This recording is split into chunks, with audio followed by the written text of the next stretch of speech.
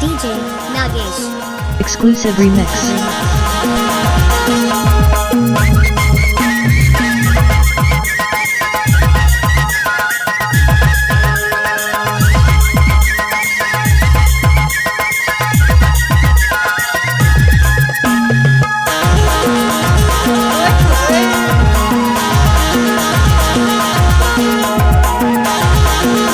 DJ Nagesh.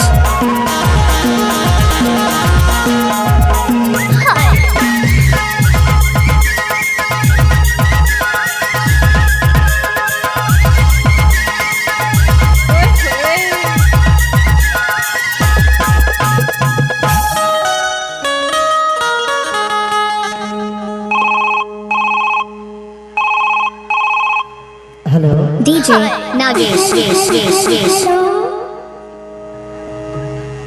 Hello hello hello तो कहा था।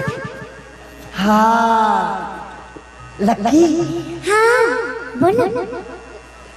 आई love you I love you.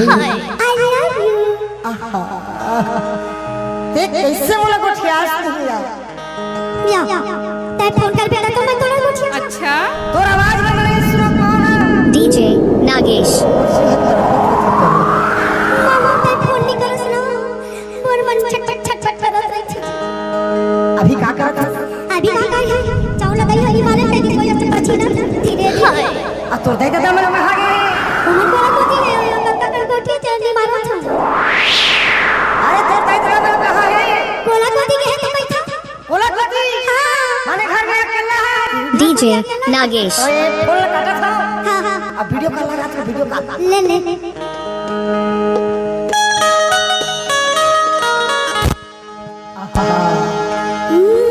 ये देखिए।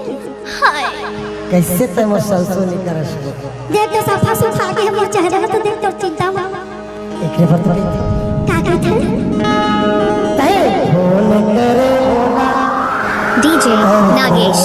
मोर छोड़ा आई लव यू कहया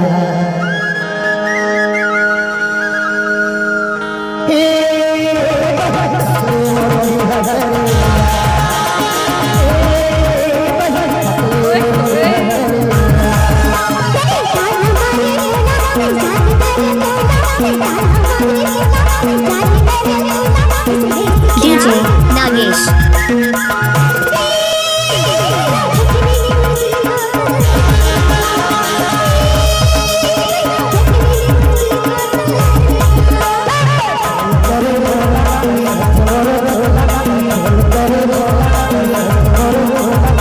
अच्छा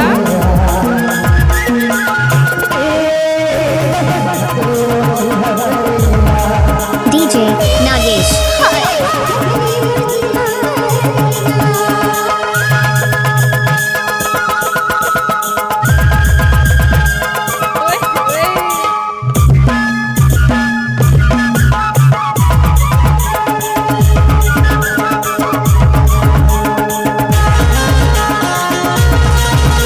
क्या DJ Nagesh.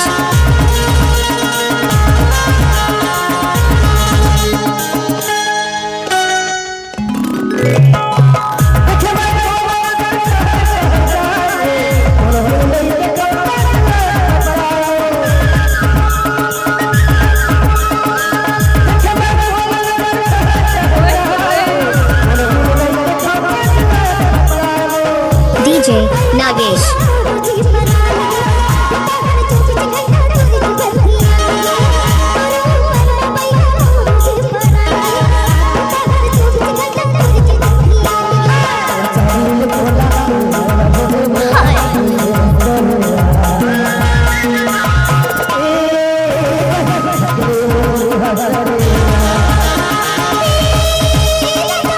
DJ Nagesh.